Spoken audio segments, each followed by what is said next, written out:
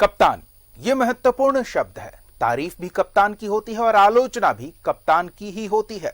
भू राजस्व और भूमि सुधार विभाग के कप्तान विभाग के सचिव हैं। लोग कहते हैं सचिव साहब ईमानदार हैं, पर सबसे ज्यादा भ्रष्टाचार भी उन्हीं के विभाग में है। सबसे बड़ी चुनौती भी उन्हीं के सामने है, भ्रष्टाचार रोकना। अनिल कुमार जैसे सीईओ उनके पूरे विभाग पर कालिख पोतने को आतुर हैं। के लंबे दौर के बाद मुख्यमंत्री अब अंत में भू राजस्व एवं निबंधन विभाग की समीक्षा करने के बाद इस नतीजे पर पहुंचे हैं कि सरकार को राजस्व बढ़ाने की ज़रूरत है। और साथ में मुख्यमंत्री ये चाहते हैं कि भू राजस्व विभाग ज़मीन के पेचीदा मामलात को सरल करे, लोग अंचल कार्यालयों की दौड़ न लगाएं और उनसे सीओ भ्रष्टाचार की कीमत न वसूले। मुख्यमंत्री हेमंत सोरेन लगातार समीक्षा में जुटे हैं। गुरुवार का दिन भू राजस्व भूमि सुधार की समीक्षा करा। मकसद साफ था, राजस्व बढ़े, भ्रष्टाचार खत्म हो, लोग परेशान न हो। पर पीएम साहब कृपया ध्यान दें, भू राजस्व सचिव कृपया ध्यान दें। विभाग एक ऐसा विभाग है जहां सबसे ज्यादा भ्रष्टाचार है। सचिव साहब की ईमानदारी पर हर कोई गर्व करता है। छोटे अधिकारी तो भ्रष्टाचार में आकंठ डूबे हैं। अनिल कुमार जैसे सीईओ आपके विभाग को बट्टा लगा देंगे।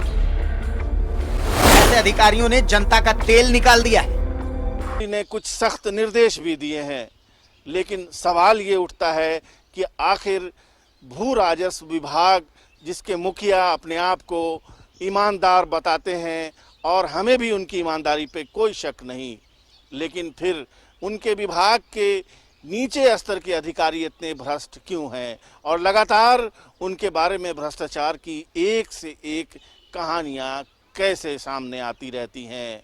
ज़रूरत है इन सब पर लगाम लगाने की। कैमरामैन राजा के साथ मैं शाहनवाज अख्तर, न्यूज़ 11 भारत, रांची। समीक्षा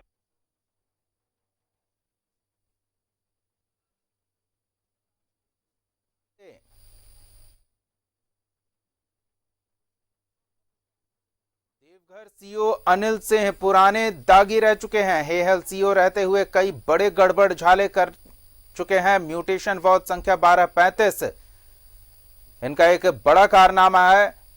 जब ये प्रदीप कुमार रांची के आयुक्त हुआ करते थे, तब बजरा मौजा से जुड़ा मामला चर्चा में आया था। खाता संख्या 87 के प्लॉट संख्या 283 से जुड़ा मामला। मनी उरांव की करीब 5.5 एकड़ जमीन को इन्होंने किसी और के नाम कर दिया था और फर्जीवाड़े के खेल के लिए 5 करोड़ लेने के आरोपी हैं। ये निलंबित कर दिए गए थे तत्कालीन सीआई राजेश्वर सिंह, राजस्व कर्मचारी सरफराज अहमद। तो जमीन से जुड़े इस घोटाले को आपके सामने लेकर आया है न्यूज़ 11 भारत। हमारी अपील है कि सीईओ साहब पर और इनके जैसे उन तमाम भ्रष्ट अधिकारियों पर कार्रवाई हो जो जमीन के खेल में अपना खजाना भरने में जुटे हुए हैं। राजस्व का नुकसान, लोगों के जमीन की खरीद फरोख्त गलत तरीके से लोगों के ठगे जाने की कई शिकायतें ऐसे भ्रष्ट अधिकारियों की वजह से लगातार सामने आती रही है। तो अगर आप भी सरकारी बाबू के इस तरह के काले कारनामे का शिकार हो चुके हैं तो हमसे जुड़ें। हम आपकी बात सरकार तक पहुंचाने का प्रयास कर रहे हैं ताकि इस तरह के भ्रष्ट अधिकारियों और सरकारी कर्मचारियों पर कार्रवाई हो। सरकारी खजाने को जो राजस्व का भारी नुकसान होता है ऐसे भ्रष्टाचार अधिकारियों और कर्मचारियों की वजह से, उन्हें रास्ते से हटाया जाए ताकि सरकारी खजाने में जमीन की खरीद बिक्री से जुड़ा पैसा पहुंच सके। आपको बता दें कि मुख्यमंत्री हेमंत सोरेन ने अभी हाल ही में इस विभाग की समीक्षा की है और उन्होंने भी राजस्व बढ़ाने, विवादों के त्वरित निपटारे को लेकर अधिकारियों को निर्देशित किया है।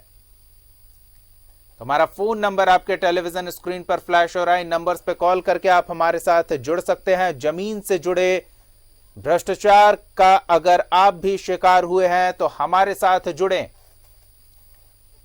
आपकी मदद के लिए, आपकी शिकायत सरकार तक पहुंचाने के लिए न्यूज 11 भारत मौजूद है।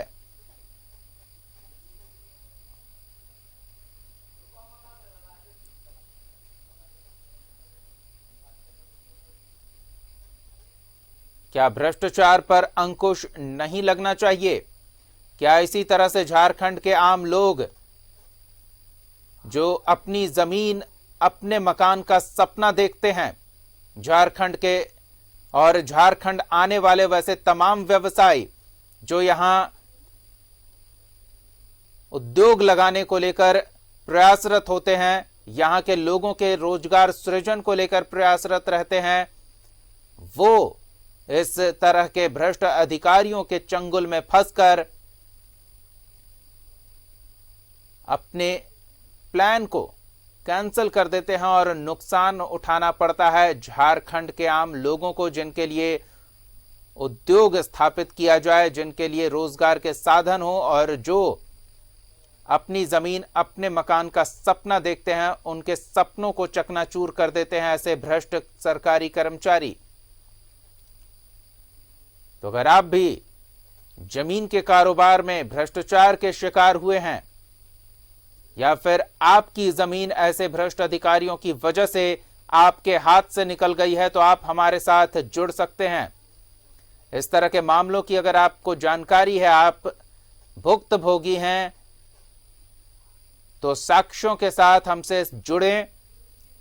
हम आपकी मदद के लिए मौजूद हैं, आपकी शिकायत सरकार तक पहुंचाने के लिए मौजूद हैं।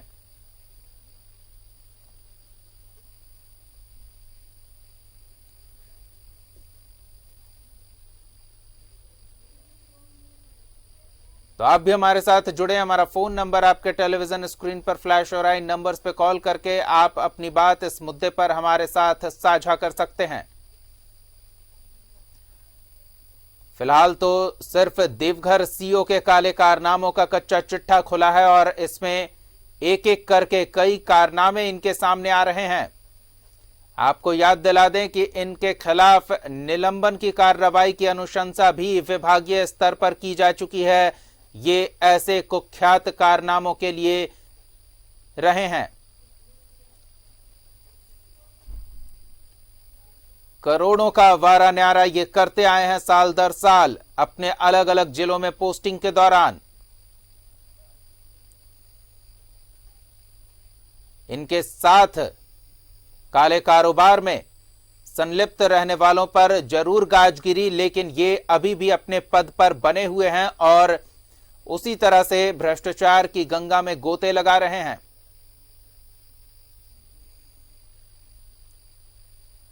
ये मजे ले रहे हैं, जबकि लोग जिनकी जमीन है, जो जमीन खरीदते हैं, वो दफ्तरों के चक्कर लगाने को मजबूर हो गए हैं।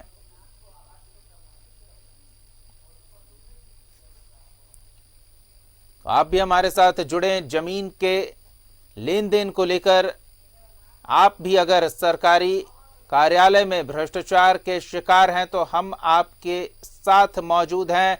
साक्ष्यों के साथ हमसे मिलें और हमारे साथ जुड़ें। आपकी शिकायत सरकार तक पहुंचाने की जिम्मेदारी हमारी है। तो हमारा फोन नंबर आपके टेलीविजन स्क्रीन पर फ्लैश हो रहा है। इन नंबर्स पे कॉल करके आप हमारे साथ जुड़ सकते हैं।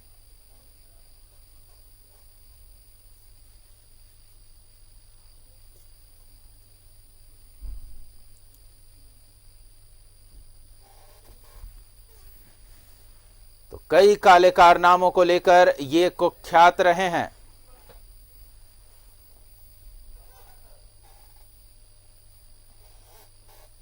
इनके साथ भ्रष्टाचार में संलिप्त इनके कनिष्ठ और वरीय अधिकारियों पर भले गाज गिर जाए, लेकिन देवघर सीओ के पद पर तैनात ये अधिकारी अपने काले कारनामों को अभी भी जारी रखे हुए हैं, पद पर बने हुए हैं और भ्रष्टाचार में संलिप्त रह रहे हैं।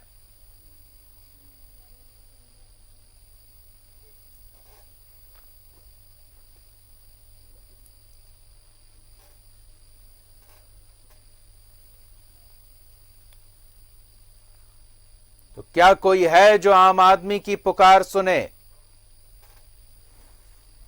क्या जमीन का ये खेल यूं ही चलता रहेगा जिसके शिकार होते रहेंगे आम लोग? हमारा फोन नंबर आपके टेलीविजन स्क्रीन पर फ्लैश हो रहा है। इन नंबर्स पे कॉल करके आप हमारे साथ जुड़ सकते हैं।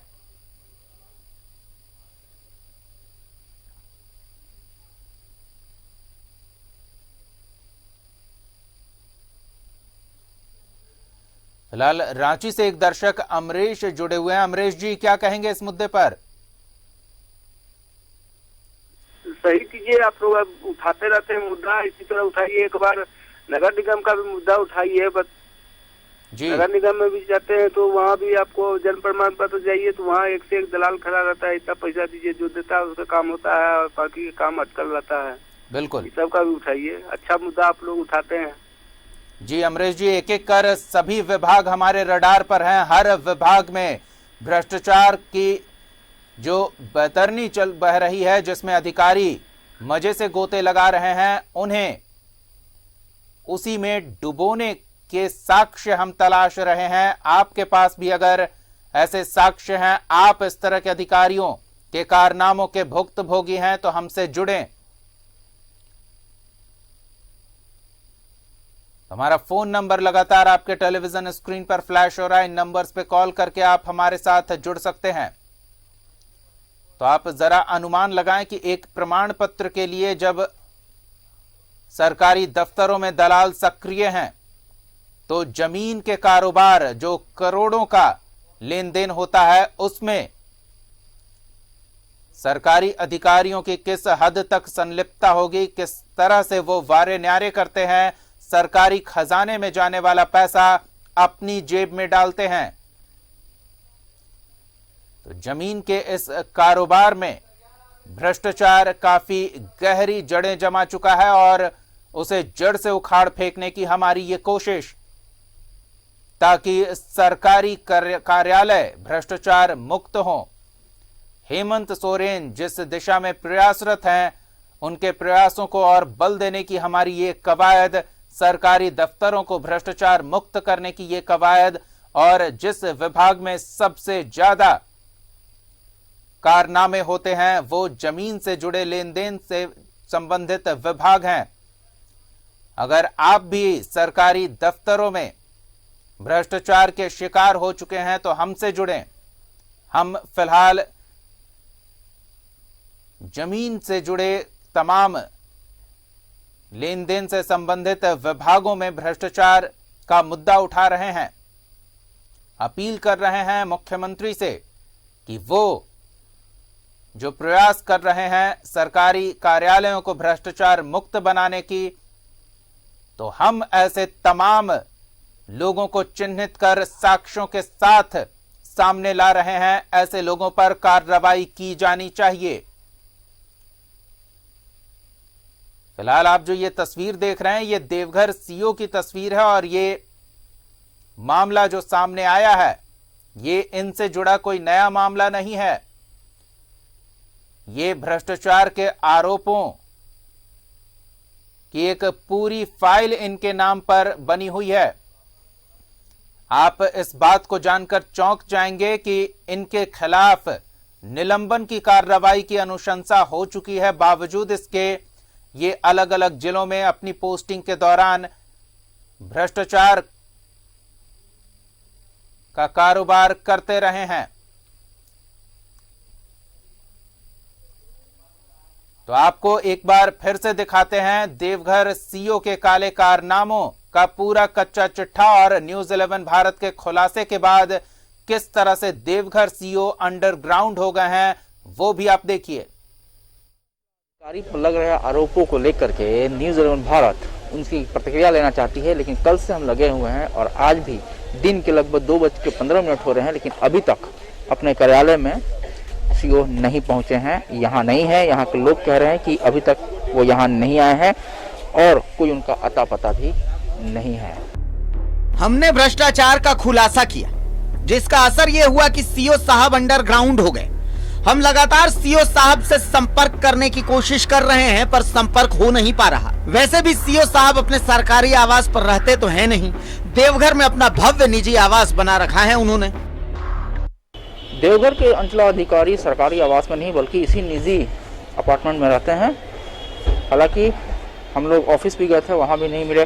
सर यहीं रहते हैं देवघर सीओ? हाँ यहीं रहते हैं। तो आपसे भेंट हुई है आज? आप भी गए थे काम के ऊपर? हाँ गए थे ऐसे घूमने के लिए। नहीं है। रात में आए थे क्या? गाड़ी लगाए होंगे? नहीं, रात में हम 8 बजे चल जाते। नहीं है। तो ये गार्ड एक तरह से कर्मचारी यहाँ पर है, उनका कहना है कि इनसे भी मुलाकात नहीं हुई है। यानी फिलहाल अभी हम लोग सभी जगह देख रहे हैं लेकिन देवघर सीओ कहाँ है इसका कोई अता पता नहीं है, फोन भी नहीं उठा रहे हैं। अब सीओ साहब का एक और कारनामा सुनिए। पुराने दागी रहे देवघर सीओ अनिल सिंह। केहल सीओ रहते किए थे कई बड़े गड़बड़ झाले। म्यूटेशनवाद संख्या 1235 में पकड़ी गई गड़बड़ी। तत्कालीन आयुक्त ने की थी निलंबन की अनुशंसा। प्रदीप कुमार हुआ करते थे रांची के आयुक्त। वजरा मौजा का था मामला। खाता संख्या 87 के प्लॉट संख्या 283 का मामला। मनी उरांव की 5 एकड़ 28 डिसमिल जमीन कर दी थी संजय साहू के नाम। फर्जीवाड़े के खेल के लिए 5 करोड़ रुपए लिए थे। पंजी 2 में दर्ज था मनी उरांव का नाम। निलंबित कर दिए गए। खंड से एक दर्शक जुड़े हुए हैं हमारे साथ। जी, अपना परिचय दें और बताएं क्या कहना चाहते हैं।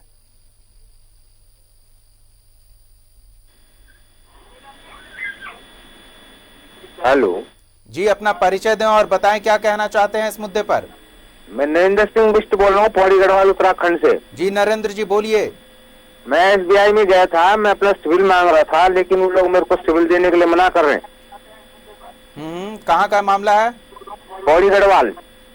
जी, क्या कहा जा रहा है आपसे? मैं एप्लीकेशन लेके हुए जा रहा हूँ, कह रहे हैं हमारा काम नहीं है सिविल देना जी, किसी वकील के थ्रू करो या ऑनलाइन निकालो। लेकिन मैंने पूरा पौड़ी डिस्ट्रिक्ट का वो छान मारा लेकिन कहीं से नहीं मिला। आपने शिकायत की इसकी?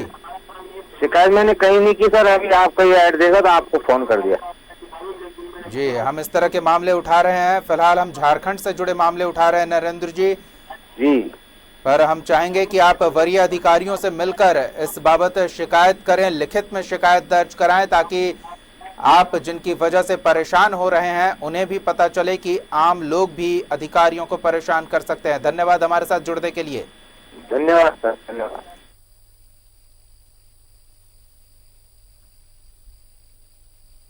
तो आप भी हमारे साथ जुड़ सकते हैं। हमारा फोन नंबर आपके टेलीविजन स्क्रीन पर फ्लैश हो रहा है। इन नंबर्स पे संपर्क करके आप हमारे साथ जुड़े। सरकारी दफ्तरों में खास तौर पर अभी जो हम विषय उठा रहे हैं वो है जमीन के लेन देन को लेकर। सरकारी कार्यालयों में जो भ्रष्टाचार के शिकार होते हैं आम लोग, न सिर्फ आम लोग बल्कि व्यवसाय भी, तो ऐसे लोगों से हम जुड़ने की कोशिश कर रहे हैं जो सरकारी दफ्तरों में व्याप्त भ्रष्टाचार का शिकार हुए हैं। साक्ष्य के साथ वो हमसे मिले और हम उनकी शिकायत सरकार तक पहुंचाएंगे। डुमरी से एक दर्शक श्रीकांत जुड़े हुए हैं। श्रीकांत जी, क्या कहेंगे आप इस मुद्दे पर? हमारा ये कहना है सर कि अंचलाधिकारी ही मोटेशन करते हैं और अंचलाधिकारी ही निबंधन करते हैं जी। तो ये दोनों सिस्टम जो एक साथ है उसको क्यों नहीं बहुत सा निबंधन कार्यालय में अंचलाधिकारी ही निबंधन करते हैं। तो इसलिए ये भ्रष्टाचार बढ़ता जा रही है। झारखंड सरकार से मेरी मांग है जी कि निबंधन कार्यालय में निबंधन पदाधिकारी की नियुक्ति की जाए। जी श्रीकांत जी, लेकिन डर इस बात का है कि जहां पहले एक व्यक्ति को नजराना चढ़ाना पड़ता है, आगे अगर इस तरह की बात हो गई तो 2 व्यक्ति आपसे नजराना लेंगे। अगर भ्रष्टाचार की इस बैतरनी को बहने से रोकना है तो कोई ठोस कार्रवाई सरकार को करनी होगी। बहुत बहुत धन्यवाद श्रीकांत जी हमारे साथ जुड़ने के लिए।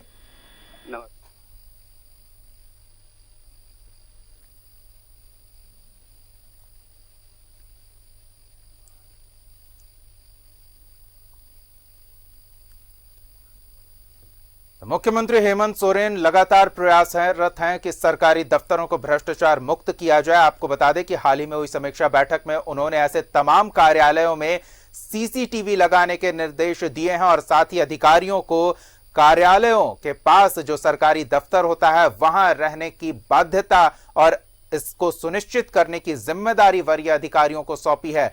हम भी इस प्रयास में हैं कि सरकारी दफ्तरों को भ्रष्टाचार मुक्त बनाया जाए ताकि झारखंड के आम लोग, झारखंड में उद्योग का स्थापना करने का सपना संजोए लोग, एक अदद जमीन और मकान का सपना संजोए लोगों का सपना पूरा हो सके। और हम इस प्रयास में तब तक जुटे रहेंगे तब तक हेमंत सोरेन का सपना साकार नहीं होता और वो है सरकारी दफ्तरों को भ्रष्टाचार मुक्त करने का सपना।